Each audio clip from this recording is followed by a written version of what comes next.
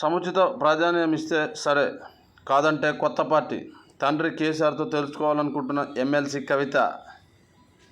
ఆయన పిలుపు కోసం ఎదురుచూపు. లేఖ లీకేజీపై ఆగ్రహంగా కేసీఆర్ తనయ.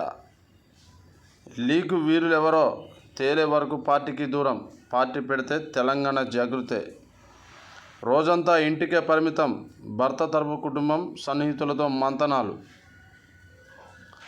మా పార్టీలో రేవంత్ కోవటులు ఉండొచ్చు. ఒక్కసారి వాళ్ళంతటా వాళ్లే బయటపడతారు. లేఖ రాయడం పెద్ద విషయమేమీ కాదు. పార్టీలో అంతర్గతంగానే మాట్లాడాలి. ఎంత పెద్ద నేతలైనా ఇదే సూత్రం. కేటీఆర్ ఫామ్ హౌస్కి ఎవరిని రానివ్వని కేసీఆర్. కేటీఆర్ గారు మీ దాంట్లో ఉన్నారు కోవటులు. అంటే మీరు పెట్టిరు కోవటుల్ని. తెలుగుదేశం పార్టీలో, కాంగ్రెస్ పార్టీలో కోవటుల్ని పెట్టిరు.